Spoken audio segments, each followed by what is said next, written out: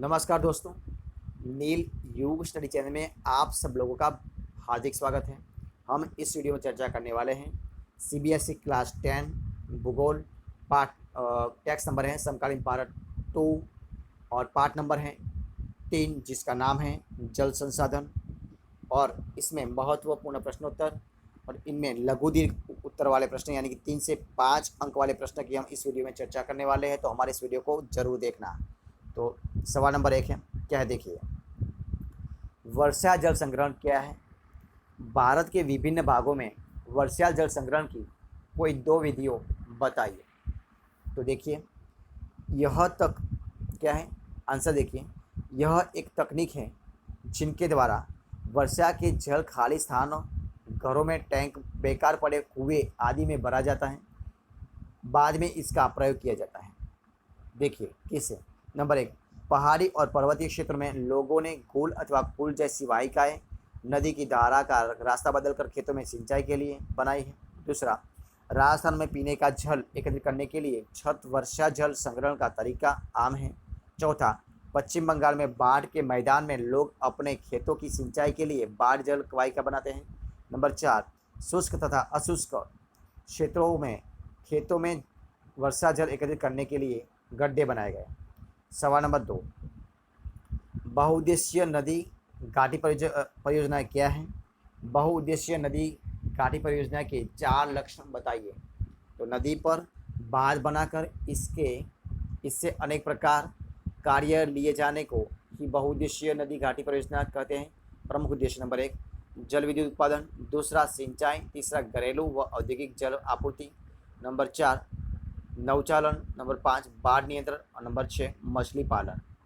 अब देखिए सवाल नंबर 3, बहुउद्देशीय परियोजनाओं की किन्हीं 3 हानियों को स्पष्ट कीजिए। तो देखिए उनका आंसर क्या है। नंबर 1, नदी पर बांध बनाने से उनका प्राकृतिक बहाव रुकना। दूसरा, तलछट बहाव कम होना। तीसरा, बांध नदियों को टुकड़ों में बांध देता है। चौथा, बाढ़ के मैदान में जलाशयों से वनस्पति और मिट्टियों जल में डूब जाती है। नंबर 5, स्थानीय लोगों वहाँ से विस्थापन होना। अब देखिए सवाल नंबर 4, राजस्थान के अर्धशुष्क भागों में किस प्रकार वर्षा जल संग्रहण किया जाता है? चर्चा कीजिए। नंबर 1, अर्धशुष्क और शुष्क क्षेत्रों में भूमिगत टैंक अथवा टांका बनाना। दूसरा, इनका आकार एक कमरे जितना होता है। तीसरा, टोंका यहाँ सुविकसित छत वर्षा जल संग्रहण तंत्र का अभिन्न हिस्सा होता है जिसे घर में बनाया जाता है। नंबर 4, वे घरों की ढलवों छतों से पाइप द्वारा जुड़े होते हैं। छत से वर्षा के जल को भूमिगत टोंका में पहुंचाया जाता है। सवाल नंबर 5, जल दुर्लभता से क्या अभिप्राय है और इसके 2 कारण दीजिए। नंबर 1, जल की मांग की तुलना में जल की कमी जल दुर्लभता कहलाती है। जल दुर्लभता के कारण देखिए, अधिक जनसंख्या, जल संसाधनों का अतिशोषण, औद्योगिकरण। अब देखिए सवाल नंबर 6, जल संसाधनों का संरक्षण और प्रबंधन क्यों आवश्यक है? कोई 3 कारण बताइए।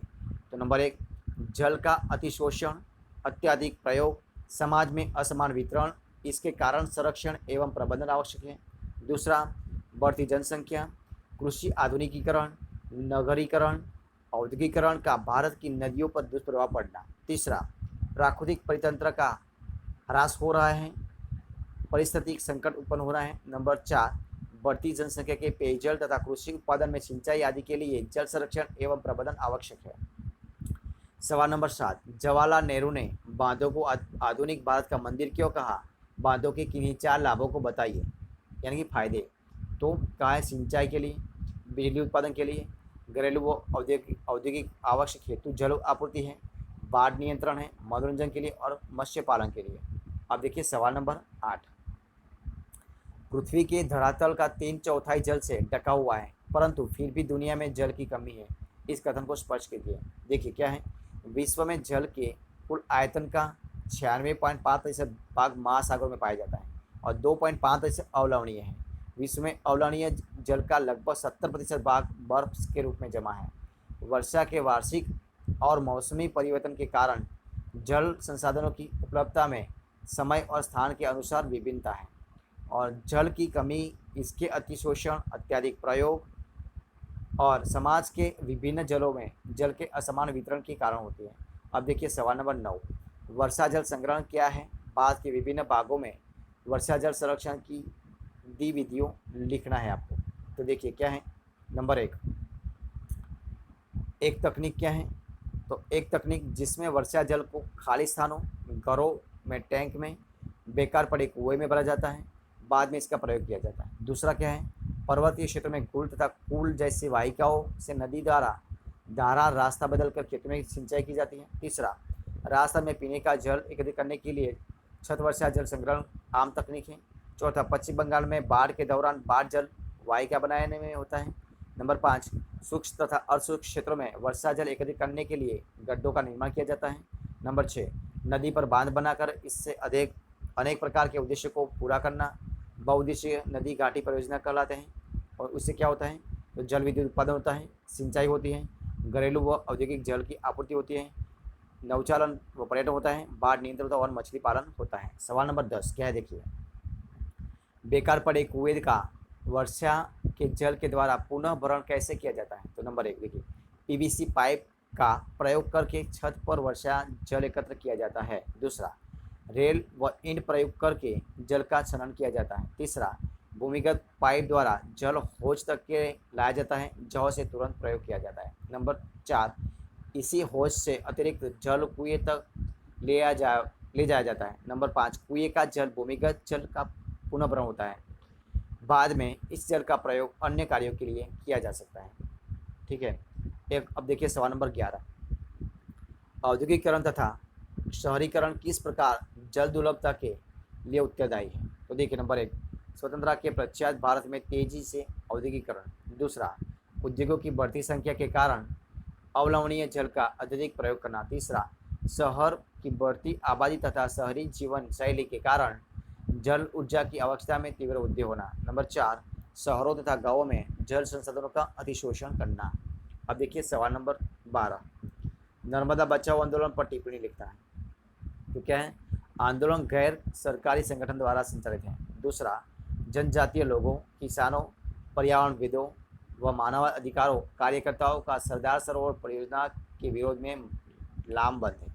तीसरा, आरंभ में यह आंदोलन जंगलों के बांध के पानी में डूबने से के मुद्दे पर केंद्रित था। अब देखिए नंबर 4, बाद में इसका लक्ष्य विस्थापितों का पुनर्वास करना हो गया। और 5वां, आंदोलन का अगुआ नेता मेघा पाटकर अब भी संशरत है। अब सवाल नंबर 13, परंपरागत वर्षा जल संग्रहण की किन पद्धतियों का आधुनिक समय में अपनाकर जल दुर्लभता की अवस्था से छुटकारा पाया जा सकता है? तो देखिए उत्तर नंबर 1 क्या है, तो वह है छत वर्षा जल संग्रहण, गुल अथवा कोल, बाढ़ जल वाहिकाएं, गड्ढे बनाकर, खादिन कर टैंक अथवा टाँका बनाकर और बांस ड्रिप सिंचाई प्रणाली द्वारा। अब देखिए सवाल नंबर 14, जवाहरलाल नेहरू ने बांधों को आधुनिक भारत के मंदिर क्यों कहा है? बांधों से होने वाले लाभों की सूचना बताइए। तो बांधों से होने वाले लाभ क्या है, देखो, सिंचाई, विद्युत उत्पादन, घरेलू तथा औद्योगिक आवश्यकता हेतु जल आपूर्ति और बाढ़ नियंत्रण। अब देखिए नियंत्रण और मनोरंजन तथा पर्यटन तथा मत्स्य पालन।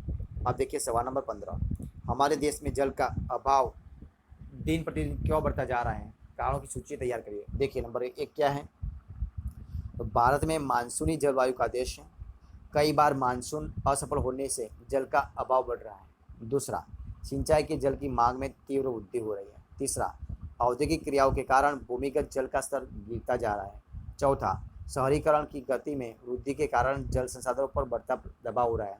नंबर 5, बढ़ती जनसंख्या की आवश्यकताओं को पूरा करने के कारण ये सब हो रहा है। तो दोस्तों ये थे हमारे आज के सारे सवाल। अगर आपको मेरा इस वीडियो अच्छा लगा है तो उनको लाइक कीजिए, कमेंट कीजिए, आपके दोस्तों ने शेयर करना है। और लास्ट में, अब तक आपने हमारे चैनल को सब्सक्राइब नहीं किया है तो उनको सब्सक्राइब करना भूलना नहीं है। और दोस्तों हमारे इस वीडियो को फर्स्ट से अंत तक देखने के लिए आप सब लोगों का बहुत बहुत धन्यवाद।